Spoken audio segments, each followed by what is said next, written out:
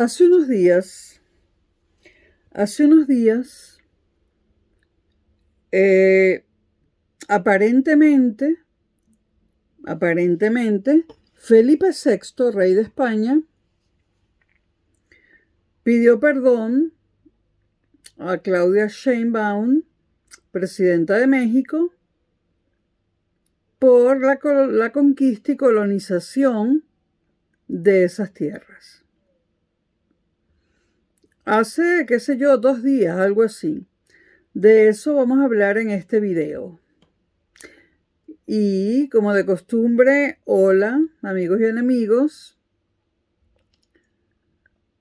Estamos a sábado 21 de marzo de 2026, primer día de primavera, lo cual me anima, aunque el clima es idéntico al de ayer, pero es primer día de primavera.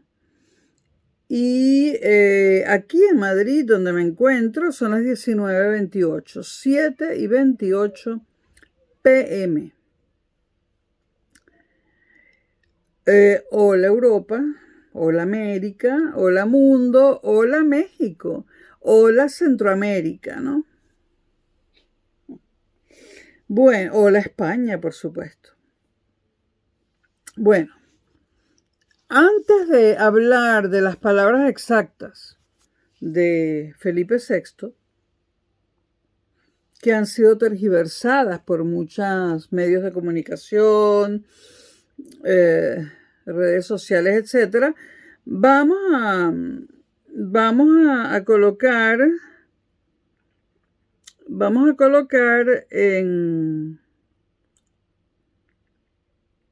en contexto, perdón que estoy viendo los apuntes que tomé.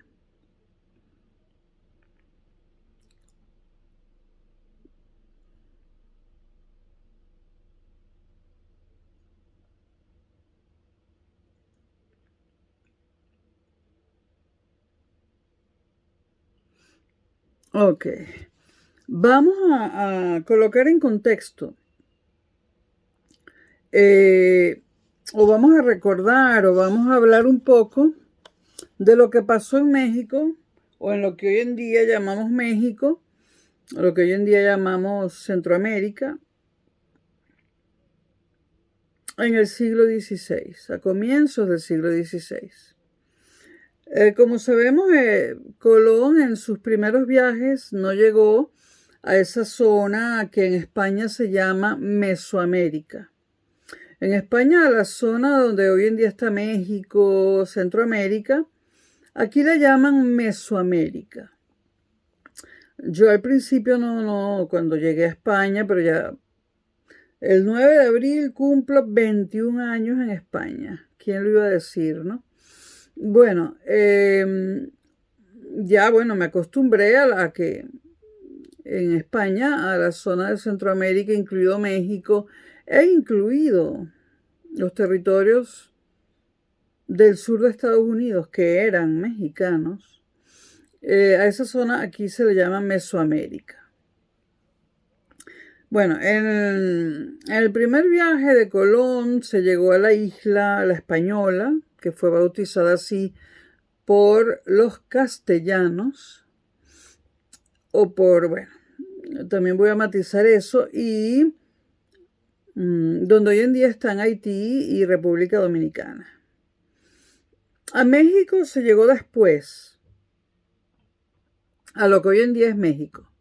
Ahora, hay que puntualizar, y esto es muy importante, que no fue España la que descubrió para Europa. Por supuesto, eso ya existía, pero la que descubrió para Europa y para este lado del Océano Atlántico, donde no se sabía de la existencia de América, no fue España quien lo descubrió, sino Castilla. En 1492, año del descubrimiento de América por parte de España, no existía España. Y acabo de decir por parte de España. España no existía. Existían, en 1492, existían el reino de Castilla, gobernado por Isabel la Católica, y su marido, el rey consorte Felipe el Católico, Fernando el Católico. Existía el reino de Aragón, de Fernando II de Aragón, que era al mismo tiempo Fernando el Católico. Existía, y el reino de Aragón, en el reino de Aragón estaban incluidas Aragón propiamente dicha, Cataluña, Comunidad Valenciana y las Islas Baleares, más o menos. Existía, en el reino de Castilla estaban incluidos todo lo que hoy en día se llama Castilla, Castilla-La Mancha y Castilla-León. Estaba el reino de Portugal y se acababa, en 1492, se acababa de reconquistar o conquistar, a gusto del historiador, el califato de Granada, último reducto musulmán que quedaba en la península ibérica. Se acababa de conquistar el califato de Granada, el emirato de Granada. El emir de Granada había huido a caballo hacia el África, Boabdil. Hay una anécdota muy bella, porque Boabdil, el emir de Granada, recibe ese emirato por herencia. Pero Boabdil no era un guerrero, era un poeta. Un poeta que, digamos que se ocupó poco de defender el emirato, ¿no? Cuando él huye de la Alhambra,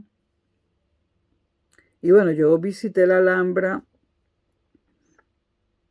en el año 2014 o 2013. Bueno, yo visité la Alhambra en 2013 o 2014 en Granada, motivada por toda la historia que hay alrededor del Emirato de Granada, ¿no? Una cosa fascinante la Alhambra.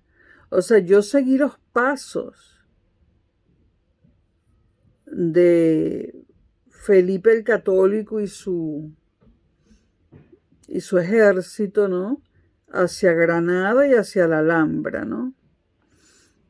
Y fue algo muy emocionante. Bueno, Boabdil, emir de Granada, huye con su esposa, con su madre y bueno, con su entorno más cercano, huye a caballo hacia África. Ustedes saben que cruzar de España a África es facilísimo, un bote y lo cruzas enseguida. Bueno, entonces ellos huían hacia África, pero hubo un momento de la huida, dice la leyenda, aunque algunos dicen que eso está históricamente probado, hubo un momento de la huida donde se paran, se voltean y miran hacia la Alhambra, que era el palacio y el fuerte militar al mismo tiempo, donde vivía Boabdil y desde donde gobernaba Granada. Entonces voltean desde la cima de una montaña y miran hacia la Alhambra, en la cima de otra montaña. Y yo también fui a mirar la Alhambra desde esa montaña. Tengo fotos, ¿eh? La miré desde esa montaña. Me costó una bola llegar a esa montaña y subir. Por la edad, ¿no? Porque es así, los caminos son de piedra, inclinados, ¿no? Yo me resbalaba de lo inclinados que eran. Pero llegué. Entonces, bueno, a la montaña, desde donde Boabdil miró hacia la Alhambra. Y por supuesto a la Alhambra también fui antes y me instalé en el hotel que queda enfrente. Carísimo, por cierto. Pero bueno, a veces en la vida hay que gastarse el dinero en algo interesante, ¿no?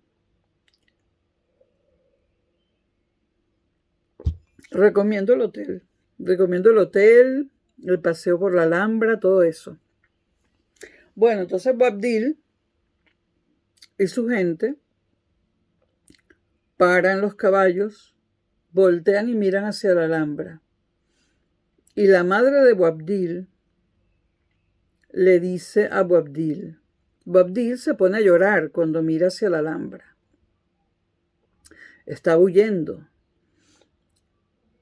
Y entonces la madre de Boabdil le dice, lloras como un niño lo que no supiste defender como un hombre. Es una bella historia, es una bella anécdota, ¿no? Eso pasa cuando los poetas heredan imperios, ¿no? Los imperios no los pueden heredar los poetas. Bueno, eso es lo que existía. Existía Aragón, Castilla. A Granada la incorporaron a Castilla. La creación de Andalucía vino mucho después. A Granada la incorporaron a Castilla. Existía Aragón, Castilla, el Reino de Portugal. Y bueno, quien conquista América es Castilla, el Reino de Castilla. Porque Fernando el Católico no quiso apoyar a la reina Isabel la Católica, a su esposa, en esa aventura, no quiso financiarla. Entonces Aragón quedó fuera de eso, porque Fernando el Católico no creía que la tierra fuese redonda, creía que era plana. Yo creo que la única persona que le creyó a Cristóbal Colón cuando Cristóbal Colón le explicó por qué la tierra tenía que ser redonda fue la reina Isabel. Ella sí lo creyó. Era una adelantada a su época, lo dice todo el mundo. Los que la conocieron la alabaron, porque era capaz de comprender matemáticas, geometría, astrología, a pesar de que esos estudios estaban hechos para los hombres, no para las mujeres, ¿no? Realmente Fernando el Católico hizo el ridículo, ¿no? Porque la tierra es redonda. Y eso que fue llamado por Maquiavelo el príncipe de la cristiandad.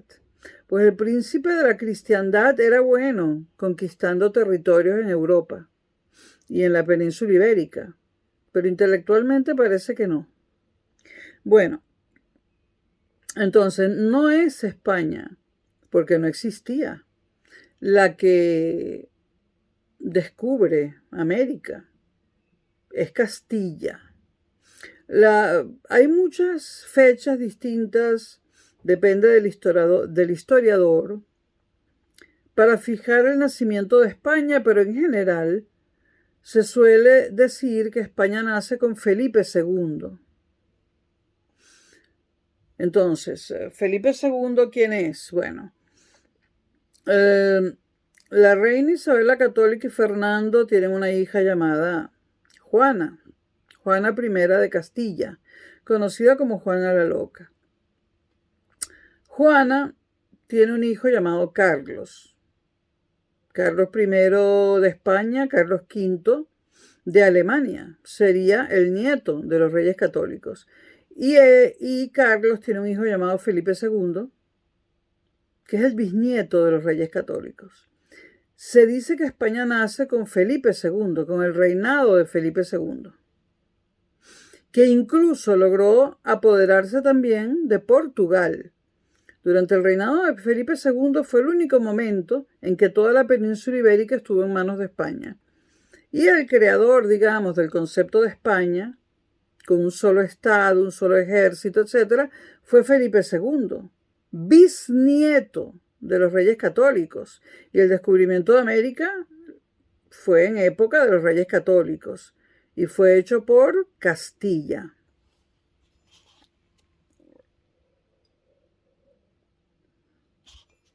En Venezuela nos mintieron en el colegio. Me gustaría saber si hay alguien más de Latinoamérica escuchándome, si a ustedes también les mintieron en el colegio y qué edad tienen, porque a lo mejor han cambiado la historia en los colegios de Latinoamérica. En Venezuela nos mintieron, nos dijeron que lo conquistó España y bueno, tergiversaron todo lo que les dio la gana. A lo mejor no a propósito, a lo mejor por ignorancia, ¿no? Porque Venezuela es un país bastante ignorante si lo comparamos, por ejemplo, con México. O sea, el nivel intelectual de México, bueno, España no se puede, Venezuela no se puede ni comparar. Venezuela ni siquiera puede compararse a nivel intelectual con Colombia. Tampoco con Argentina o Chile. Y mejor no sigo. Pero uno tiene que reconocer cuál es el país en el que vive. Muchos venezolanos, supuestamente ilustres, le han echado la culpa al petróleo de la falta de motivaciones intelectuales de los venezolanos. Se ha dicho que al venezolano solo le interesa el dinero y no la cultura, ni la historia, ni nada que tenga que ver con el intelecto. Ahí lo dejo. No tengo yo en este momento, no tengo ninguna opinión al respecto. Solamente sé que Venezuela, pues, intelectualmente es inferior, aunque no le guste a los venezolanos que lo digan, a México, a Argentina, a Colombia, a Perú, etc. Bueno, como dije al principio, se dice que el rey de España le pidió perdón a Claudia Sheinbaum por la colonización y la conquista de México. Bueno, vamos a hablar un poco de la conquista de Mesoamérica o la conquista mesoamericana por parte de Castilla, de los castellanos.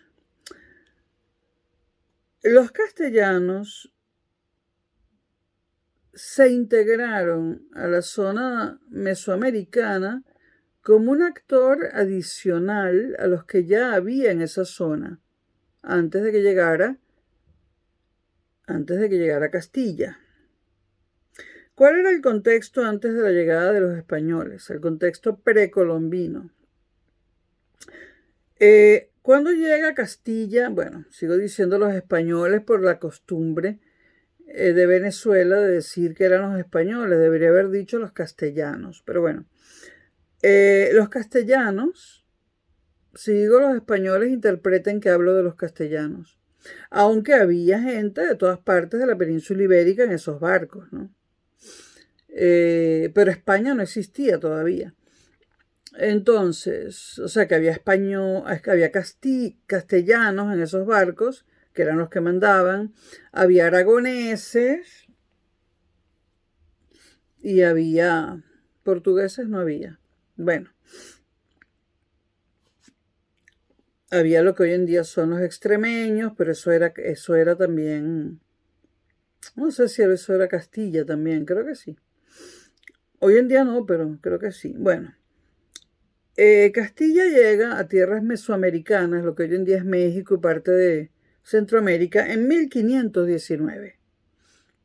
Es decir, 17 años después del primer viaje de Colón.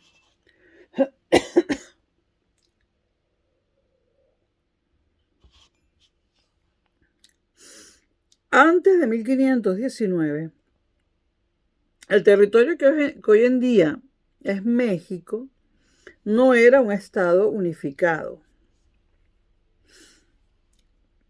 Existían múltiples pueblos y entidades políticas en esa zona. El poder dominante, y me perdonan los mexicanos y centroamericanos, porque esto lo está grabando una venezolana y puede que no tenga los conocimientos exactos. Hago un esfuerzo, ¿eh? Bueno, antes de 1519 el territorio no era un estado unificado, ese territorio que hoy en día es México y gran parte de Centroamérica y la parte baja de los Estados Unidos. Existían múltiples pueblos y entidades políticas. El poder dominante era el imperio mexica, que es la forma correcta de llamarlo, porque llamarlo imperio azteca es incorrecto, me explicó un historiador español. No sé por qué es incorrecto, pero le tomo la palabra porque es un doctor en historia. Entonces, pero voy a usar a veces la palabra azteca porque es la que dominamos Bueno, la que dominamos en Venezuela, yo no sé en otros países latinoamericanos, ¿no? Entonces, el poder dominante en esa zona, antes de la llegada de los castellanos o de los europeos, era el imperio mexica, de donde viene el nombre de México, ¿no? Mal llamado azteca, con capital en Tenochtitlán. Este imperio formaba la llamada Triple Alianza Mexica, junto con Texcoco y Tlacopan. Me perdonan la pronunciación de estos nombres precolombinos de lo que hoy en día es México, porque a veces me cuesta pronunciarlos, ¿no? Bueno, entonces este imperio formaba una triple alianza, en la que estaban los mexicas, Texcoco y Tlacopan. Muchos pueblos sometidos a esta triple alianza, como los totonacas o los tlaxcaltecas, y hay más, pero no los voy a mencionar todos, pagaban tributo a la triple alianza, es decir, impuestos, ¿no? Y resentían ese dominio. No estaban contentos esos pueblos porque los dominaran los otros tres. Esto antes de la llegada de las carabelas, ¿no? Es decir, ya existían tensiones, guerras y rivalidades entre pueblos indígenas antes de la llegada europea. La llegada de Hernán Cortés en 1519 y Hernán Cortés, digamos, es el protagonista clave de esta conquista, ¿no? Él llega a la costa del Golfo de México en 1519, ¿no? No lo voy a llamar Golfo de América, ¿no? Lo seguiré llamando Golfo de México, ¿no? Por supuesto. Entonces, él llega en 1519 a las costas del Golfo de México, de lo que hoy en día es el Golfo de México. Desembarca en lo que hoy en día es Veracruz. Rompe con la autoridad del gobernador de Cuba, que era Diego Velázquez, porque Diego Velázquez quería ser el gobernador de todo lo que se descubriese por allí. Hernán Cortés siempre fue un hombre rudo, ambicioso, ¿no? Y por supuesto rompe con la autoridad de Diego Velázquez, gobernador de Cuba, que ya estaba conquistada. No le hace caso y agarra las carabelas y dice: yo me voy a buscar más tierras. Y llega a lo que hoy en día es Veracruz. Es decir, emprende esa expedición por su cuenta desde Cuba. Funda la Villa Rica de la Veracruz para legitimarse políticamente ante la corona. Tenía que legitimarse ante la corona, y ya en 1519 había fallecido Isabel la Católica. Tenía que legitimarse ante la corona debido a que no le había obedecido, digamos, a su superior, que era Diego Velázquez. Y entonces, para esto funda la Villa Rica de la Veracruz. Ahora, empiezan las alianzas indígenas, que son la clave de la conquista. Entonces, Cortés no tenía suficientes hombres, apenas eran unos pocos cientos, para derrotar por sí solo al imperio mexica. Por esto se alió primero con pueblos costeros como los totonacas. Luego con un enemigo histórico de los mexicas, los tlaxcaltecas. Los tlaxcaltecas fueron decisivos. Tras combatir inicialmente contra los españoles, vamos a llamarlos españoles porque ya aclaré que son castellanos, pero bueno, ahora los podemos llamar españoles y ya sabemos que eran castellanos. Pero es que también había en esas carabelas gente que no era de Castilla, pero bueno. Entonces, tras combatir inicialmente contra los españoles, los tlaxcaltecas decidieron aliarse con los españoles y aportaron miles de guerreros, lo que Hernán Cortés no tenía. Conocían el terreno, las rutas y las debilidades del imperio mexica. En la práctica, la caída de los mexicas fue una guerra indígena en la que los españoles actuaron como catalizador militar y tecnológico. Es decir, los españoles le dan a los enemigos de los mexicas todas las nuevas tecnologías con las que llegaron a América, ¿no? Y estrategias militares. La entrada en Tenochtitlán y el conflicto con Moctezuma ocurre en 1519 cuando Cortés llega a Tenochtitlán, donde fue recibido por el emperador Moctezuma II. Cortés lo toma como rehén para controlar la ciudad. Esto genera tensiones crecientes. En 1520 ocurrió una masacre de nobles mexicas, a los que muchos llaman aztecas, ¿no? Ordenada por los españoles durante una ceremonia, y esto provocó una rebelión general.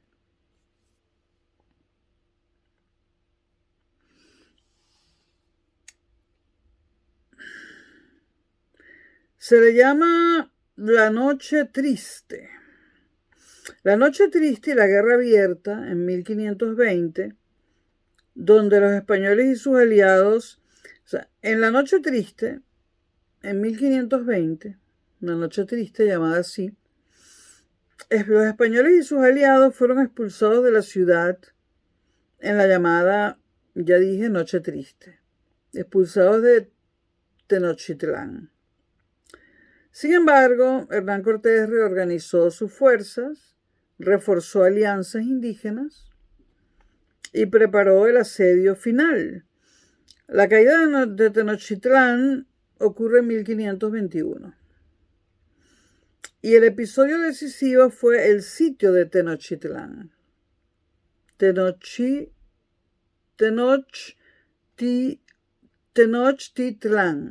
Me perdona la pronunciación.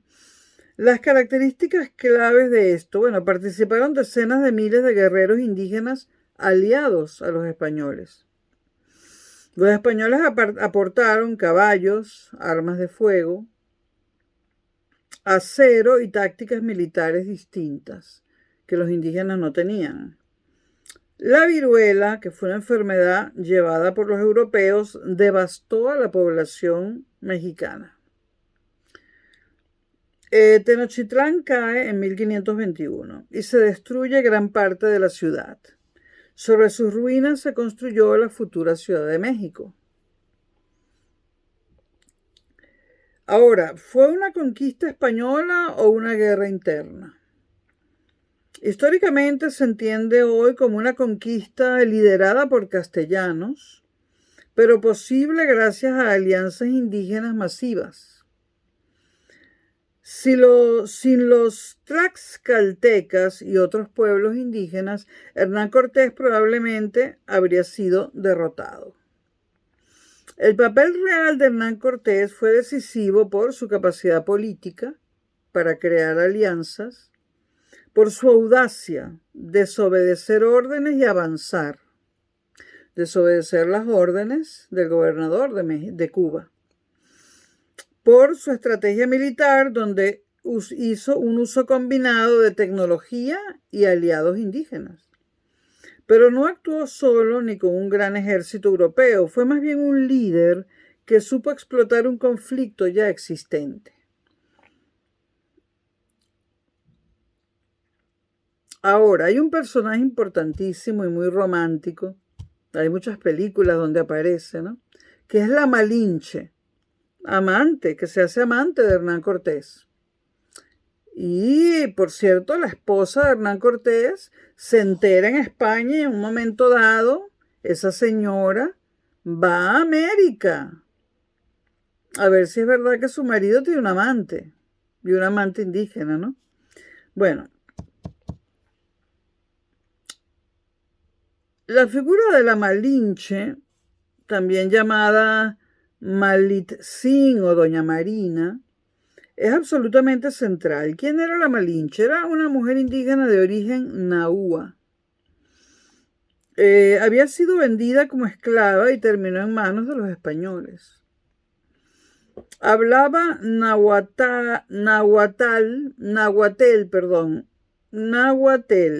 que era la lengua mexica, y hablaba maya. ¿Por qué fue tan importante la Malinche? Bueno, porque Cortés al principio no hablaba ninguna lengua local. Al principio había un español, Jerónimo de Aguilar, que traducía del maya al castellano. Pero la Malinche traducía del nahuatl o nahual al maya. Ella luego aprendió castellano rápidamente, era una mujer, y lo reportan los testimonios de la época, muy inteligente. Aprendió castellano y se convirtió en intérprete directa. Actuó como diplomática, podemos decir, porque permitió negociar alianzas, por ejemplo, con los tlaxcaltecas. Era inteligente y transmitía información clave sobre enemigos y conflictos. También era una estratega y ayudó a comprender la política interna indígena a Hernán Cortés. Sin ella, Cortés habría estado prácticamente ciego en un entorno completamente desconocido. Hay muchas interpretaciones históricas acerca de este personaje de la Malincha, ¿no? Su figura es muy debatida. Para algunos fue una traidora de los indígenas. Para otros fue una superviviente en una situación extrema. Para muchos historiadores actuales, una agente clave en un proceso complejo que no se puede reducir a una traición. ¿Qué pasó después? Bueno, tras la caída de Tenochtitlán en 1521, nace un nuevo sistema político, se crea el Virreinato de Nueva España. Formalmente fue creado en 1535. Fue gobernado por un virrey en nombre del rey de España. El centro estaba en la actual Ciudad de México. Incluía el Virreinato de Nueva España, gran parte de México, Centroamérica y otros territorios. Y territorios que hoy en día están en el sur de los Estados Unidos. ¿Cómo se organiza la sociedad después de esto? Pues se establece una estructura jerárquica. Primero, por encima de todos los españoles peninsulares, nacidos en España. En segundo lugar, los criollos, hijos de españoles nacidos en América. En tercer lugar, los indígenas. En cuarto lugar, los mestizos, mezcla de poblaciones, incluso con mezcla de españoles. O sea, la mezcla de un español con un indio estaba socialmente por debajo de un indio puro. Y luego, en el último lugar estaban los esclavos africanos. Y era un sistema de castas, obviamente, ¿no?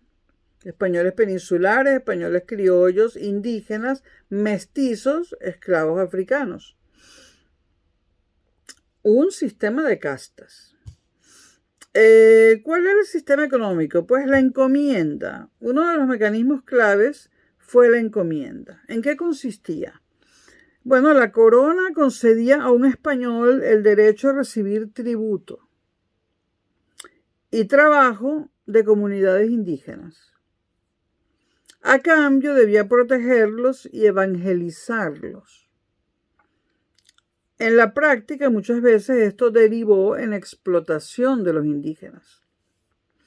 La religión y la cultura, pues se impuso el cristianismo, principalmente el cristianismo católico. Se construyeron iglesias sobre antiguos templos. Se produjo una mezcla cultural, el famoso sincretismo, del cual México es el mayor exponente en toda América Latina, ¿no? Lo cual lo convierte en un país interesantísimo. Por ejemplo, la Virgen de Guadalupe incorpora elementos indígenas y elementos españoles. Hubo un factor decisivo que fueron las enfermedades. Uno de los elementos más determinantes de la llegada de los españoles fue la llegada de enfermedades como la viruela. No existía inmunidad en América y murieron millones de indígenas en pocas décadas. Los españoles ni siquiera entendían por qué morían los indígenas y ellos no. Por supuesto, estamos a principios del siglo XVI y nadie sabía que existían los anticuerpos. Los españoles tenían anticuerpos contra la viruela desde hacía generaciones, porque era una enfermedad de este lado del océano. Evidentemente, los indígenas no tenían anticuerpos. Esto, las enfermedades, debilitó enormemente a las sociedades originarias, incluso más que la guerra. Es decir, la mayoría de los indígenas murieron por enfermedades llegadas de Europa en el cuerpo de los conquistadores.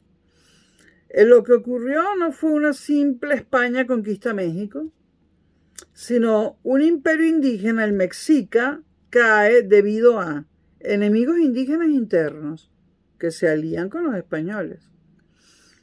Intervención española, por supuesto. Enfermedades devastadoras, no solo la viruela, un montonazo de ellas. Y la superioridad tecnológica en ciertos aspectos de los españoles. Bueno, sobre esta base se construyó un sistema colonial completamente nuevo.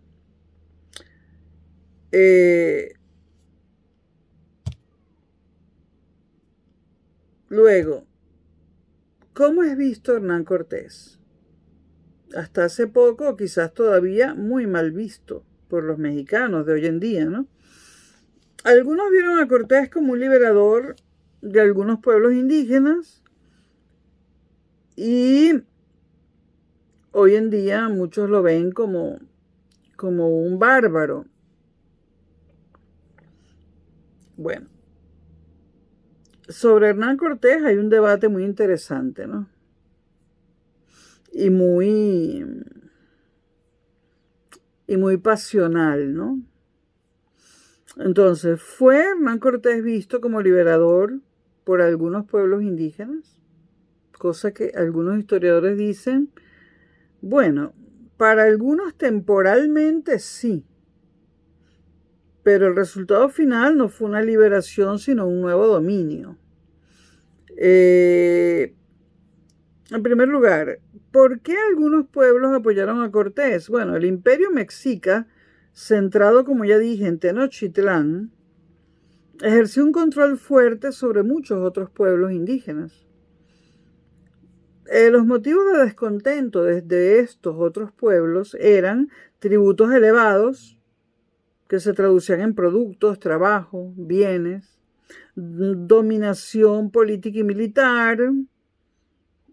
Algunos de estos pueblos eran los tlaxcaltecas o los totonacas y los totonacas.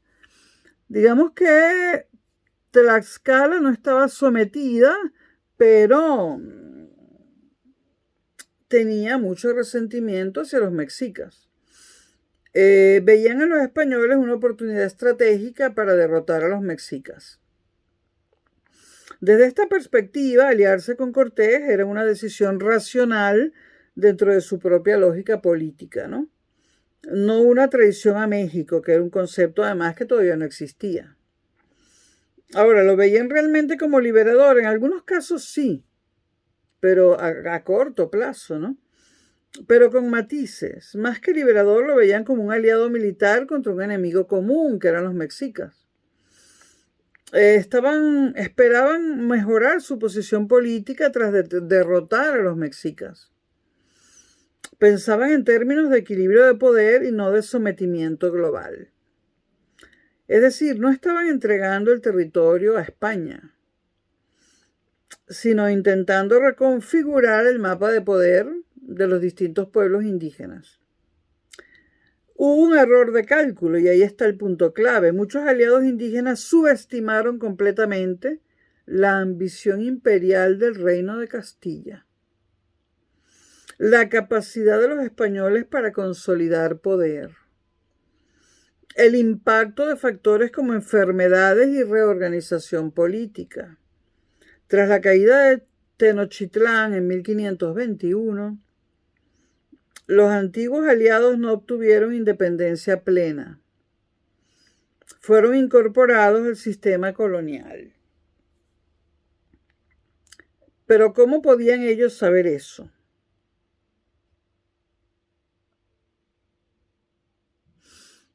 Ahora, ¿qué ocurrió con los aliados como Tlaxcala? Bueno, casos como el de los tlaxcaltecas son ilustrativos. Ellos recibieron algunos privilegios. Por ejemplo, pagar menos tributos que otros pueblos indígenas. Obtuvieron un reconocimiento por su alianza con los españoles, los castellanos, ¿no?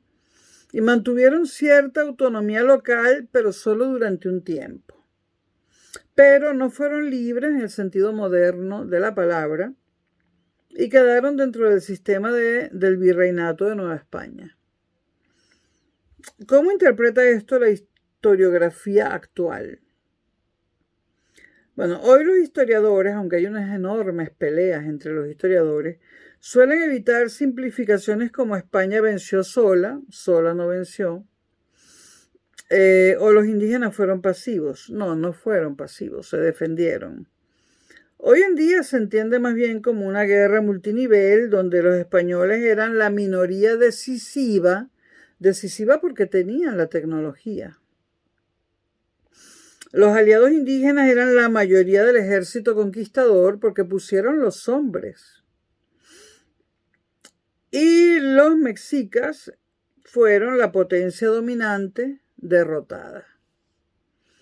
Liberación o conquista, bueno, depende del momento. En el corto plazo, durante la guerra, algunos lo vieron como una liberación, ¿no? La oportunidad de liberarse del dominio de los mexicas. En el mediano y largo plazo no se ve como una liberación, ¿no? Obviamente, porque se sustituyó un dominio, el de los mexicas, por otro más amplio y duradero, el de los castellanos, el de los españoles. Conclusiones, no fue ni una liberación indígena, ni una conquista puramente española. Fue una alianza estratégica indígena española que terminó en la creación de un sistema colonial que subordinó a todos. Ahora, hay que hablar un poco, porque en los últimos tiempos se habla del genocidio que los españoles realizaron en Mesoamérica. Vamos a hablar un poco de eso, ¿no? ¿Puede considerarse la conquista de México, del actual México, un genocidio? Primero, bueno, eso depende de cómo se definan los conceptos. Hay definiciones históricas que chocan con las definiciones jurídicas, ¿no? Y depende también de qué aspectos se prioricen, ¿no? Ahora, ¿qué es un genocidio? Vamos a dar una definición técnica. El término genocidio no existía en el siglo XVI. Fue formulado en el siglo XX y definido jurídicamente tras la Segunda Guerra Mundial. El término genocidio aparece después de la Segunda Guerra Mundial debido a lo que les pasó a los judíos en la Alemania nazi. Es decir, es un término muy reciente, no tiene ni un siglo. Es un término de 1945. 81 años tiene el término. Entonces, el término fue formulado en el siglo XX, después de la Segunda Guerra Mundial, ¿no? En la Convención para la Prevención y la Sanción del Delito de Genocidio.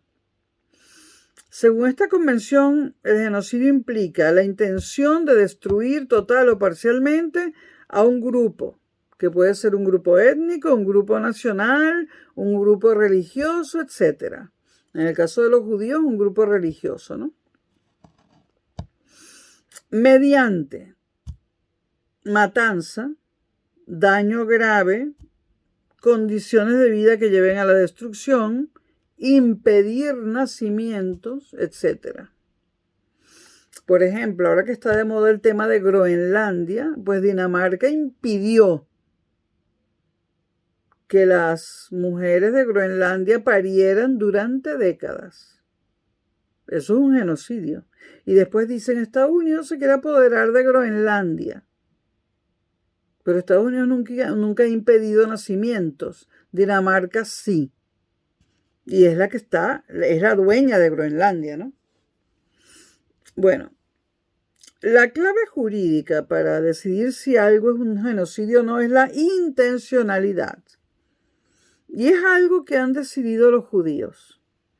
Ellos dicen, en la solución final, la creación de campos de concentración, etc., hubo una intencionalidad de acabar con todos los judíos. Y para defender a Estados Unidos, dicen, en Hiroshima y Nagasaki, en el lanzamiento de esas dos bombas atómicas no hubo intencionalidad. Por lo cual es peor el genocidio nazi contra los judíos que lanzar las dos bombas atómicas sobre Japón. Bueno, en ese sentido he peleado siempre con los judíos y con los filósofos.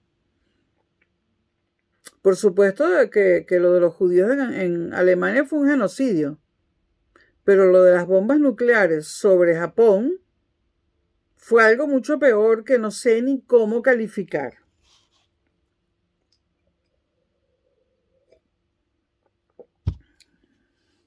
Yo recuerdo, cuando yo estudiaba historia en el colegio, que en los libros de texto decía, gracias a que Estados Unidos lanzó una bomba atómica sobre Hiroshima y otra sobre Nagasaki, la Segunda Guerra Mundial finalizó. Y decía, gracias a barbaridades que le enseñan a los niños. Ahora, a mí nunca me convencieron. Cuando yo leí eso en el libro de texto, yo empecé a gritar, Truman es un asesino. Yo tuve problemas en el colegio con esas cosas, ¿no? Llamaban a mi mamá. Señora, su hija dice que Truman fue un asesino. Y mi mamá, que no tenía la primaria, decía, ¿y quién es Truman? Bueno.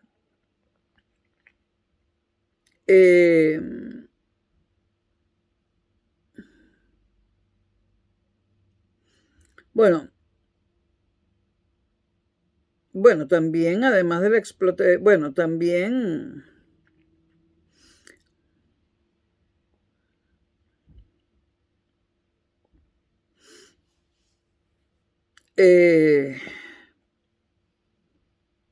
bueno, la clave jurídica, dije, del genocidio es la intencionalidad para los abogados, para los juristas. Entonces, hubo intención de acabar con todos los grupos indígenas en América, en Mesoamérica. Bueno, por parte de los norteamericanos sí, pero no estamos hablando de Estados Unidos. No estamos hablando, perdón, no de los norteamericanos, de los ingleses, que esos sí fueron unos genocidas, ¿no? Estamos hablando de España, ¿no? Entonces, la intencionalidad es la clave jurídica de un genocidio. Entonces, ¿qué ocurrió demográficamente en América, en Mesoamérica? Estamos hablando de esa zona. Bueno, tras la llegada de los europeos, la población indígena se desplomó de forma masiva. En algunas zonas murieron entre el 80 y el 90% de los indígenas, sobre todo por las enfermedades. En el caso de Mesoamérica, la caída fue brutal en pocos años, en pocas décadas. Las enfermedades como la viruela, el sarampión, mataban indígenas por montones. Luego también las guerras y violencia mataron indígenas. Y la explotación laboral, la encomienda, los trabajos forzados, ¿no? Y también la desestructuración social y económica de esas sociedades indígenas. El resultado fue una catástrofe demográfica sin precedentes. Ahora, ¿cuáles son los argumentos para hablar de genocidio? Bueno, algunos historiadores y corrientes sostienen que sí puede considerarse genocidio porque hubo violencia sistemática contra poblaciones indígenas. Algunos historiadores.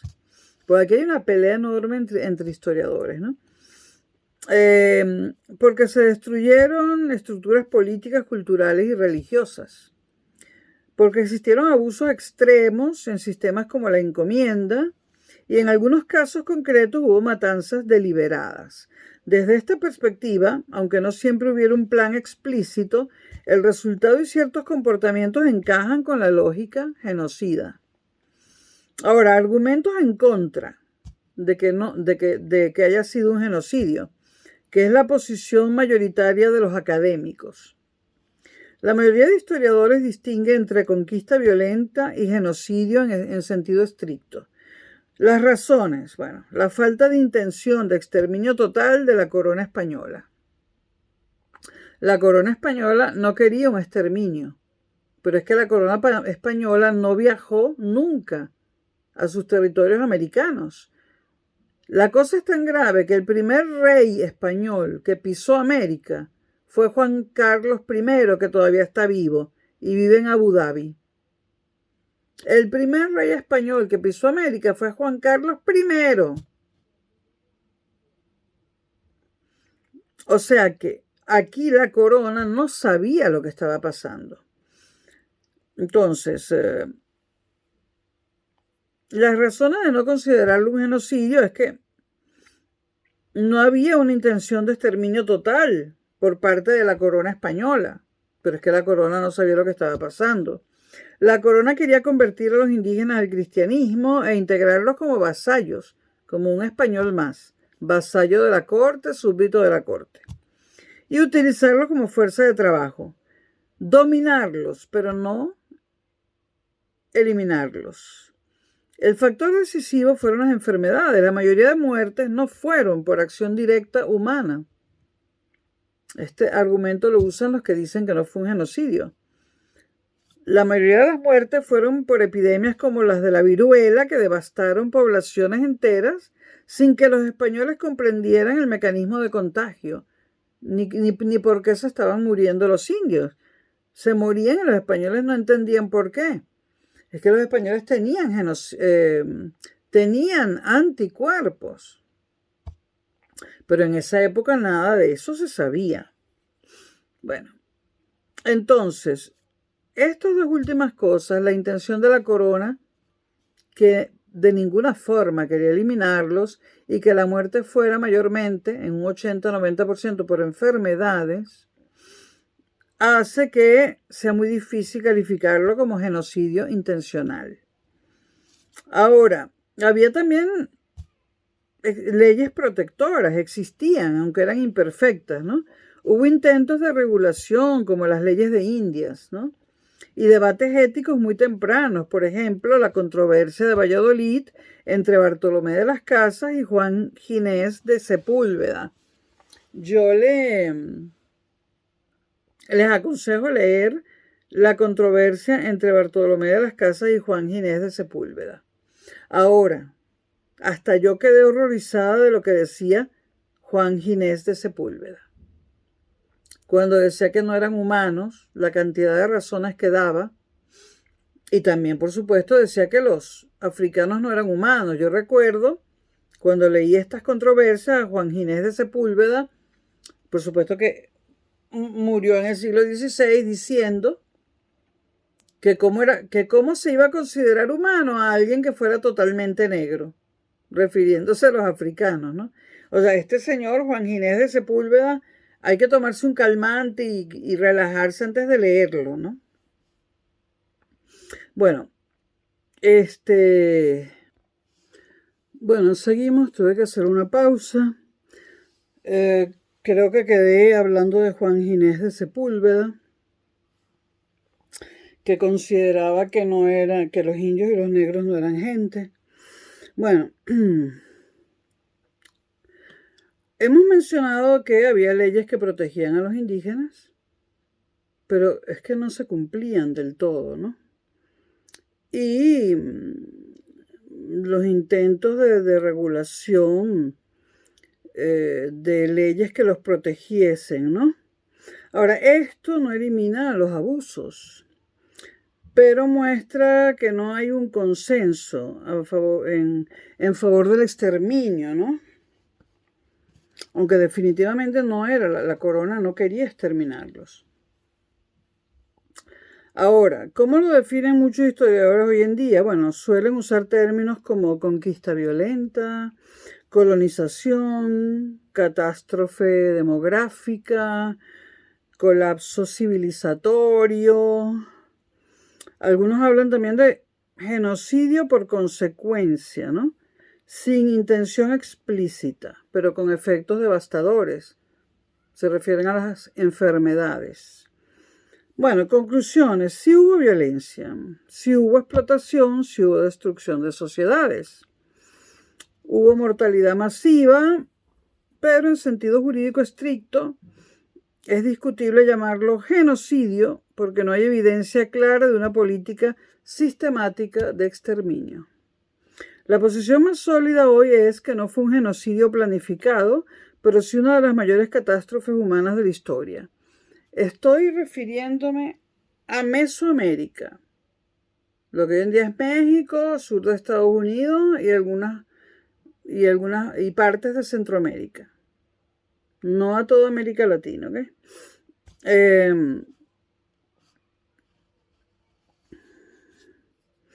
Bueno,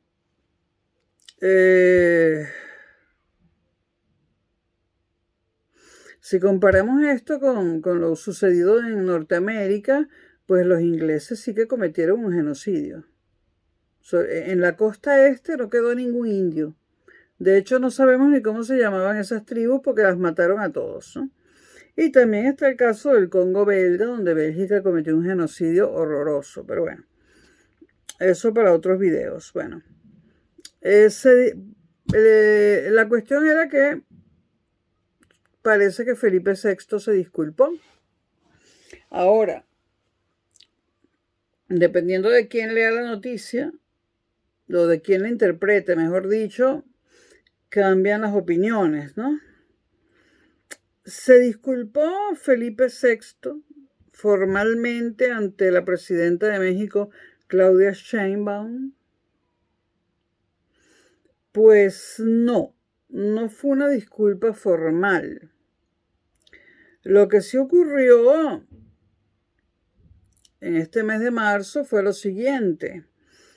El rey reconoció públicamente que durante la conquista de América hubo mucho abuso y también controversias éticas y morales. Señaló además que esos hechos deben analizarse en su contexto histórico. Y dijo también que la reina Isabel la Católica prohibió cualquier tipo de exterminio o maltrato, pero que esto no se cumplió cabalmente. Ahora, este reconocimiento se hizo en un acto cultural en Madrid, no fue en México ni en Latinoamérica, ¿no? Y no es una declaración formal de Estado. ¿Qué no hizo Felipe II? No pidió perdón. De sus palabras no se puede decir que haya pedido perdón. No emitió una disculpa oficial en nombre de España. Además, su cargo se lo impide.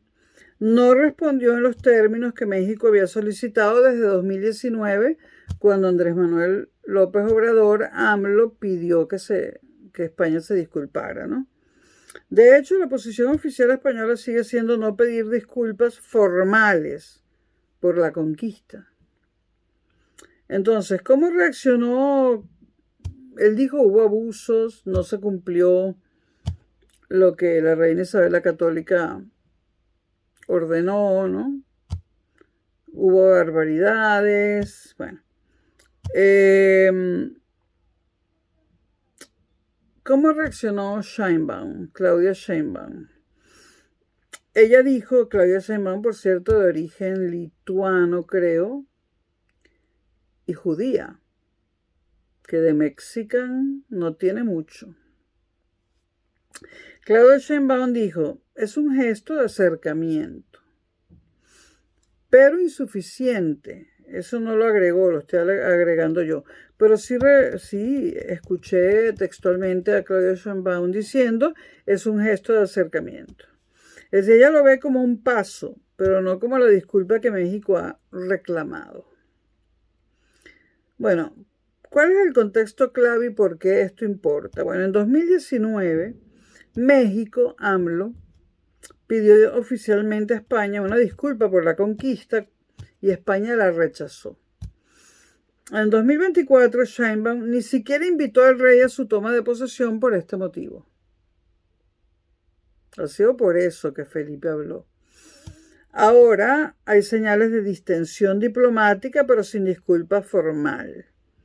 Entonces sí hubo un reconocimiento de abusos, pero no hubo disculpa.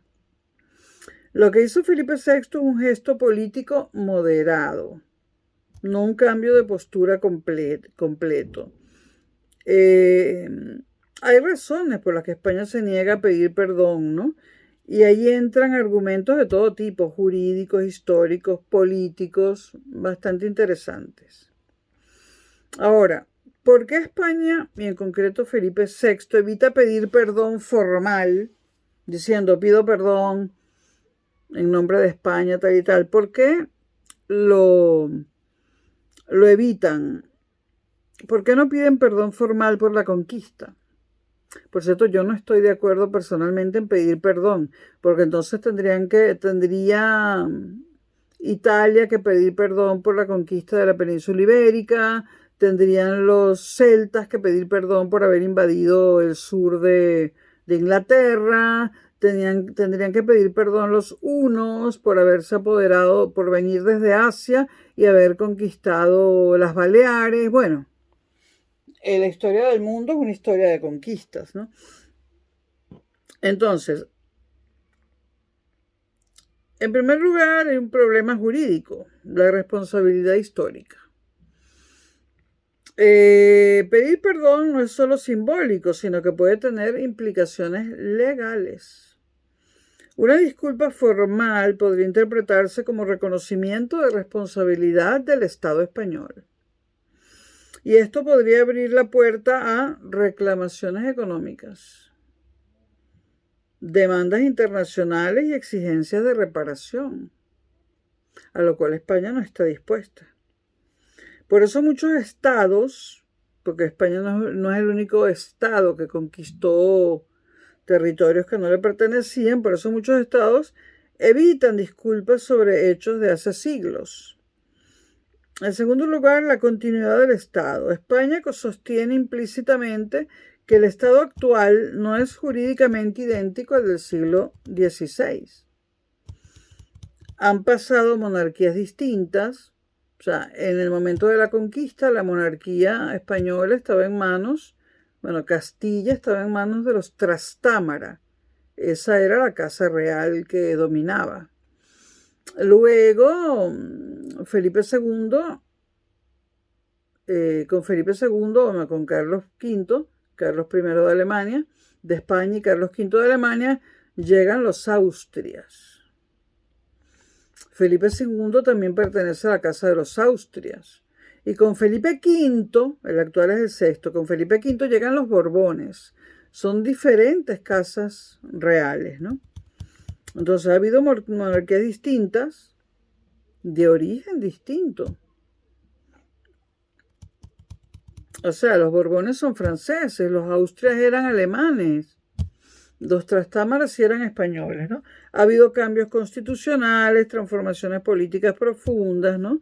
No se puede atribuir responsabilidad directa actual por cosas que sucedieron hace 500 años o más.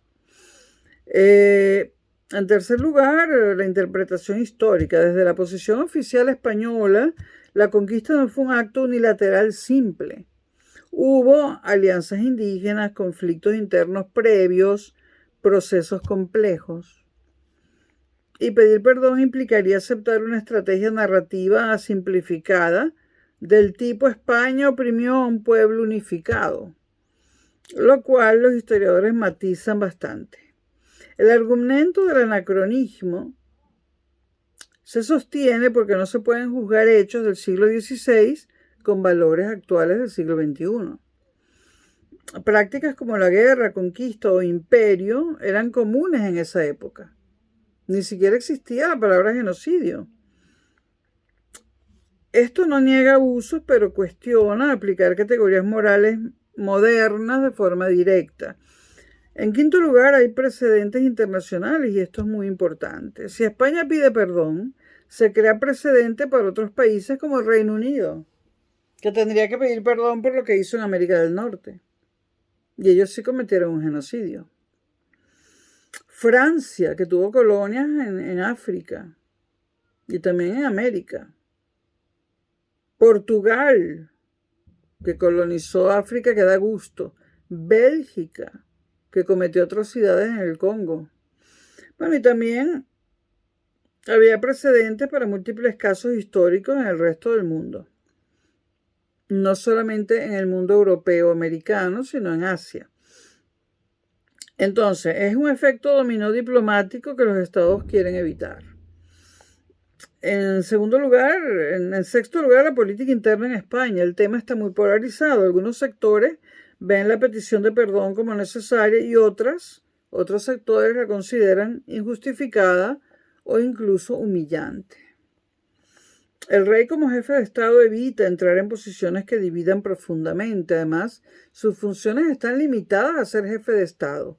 Él no es jefe de gobierno, él no puede dar opiniones políticas. En séptimo lugar, el papel concreto de Claudia Sheinbaum. Bueno, México ha mantenido la presión diplomática, ¿no? Y desde 2019 se solicita una disculpa formal. Sheinbaum ha continuado esa línea, pero España responde con gestos simbólicos, como reconocer abusos, sin llegar a una disculpa oficial. Es una estrategia de equilibrio, reconocer sin asumir responsabilidad jurídica. Conclusión clara, España no pide perdón, porque podría tener consecuencias legales.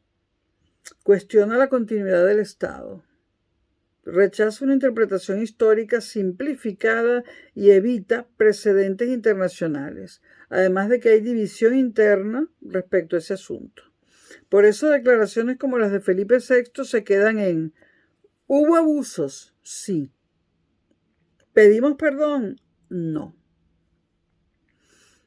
Bueno, y esto es un pequeño análisis sobre la conquista y colonización de México debido a las palabras recientes de Felipe VI, donde reconoció que había habido abusos.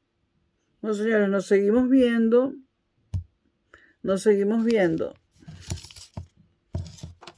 Que tengan buen fin de semana, aunque seguiré grabando.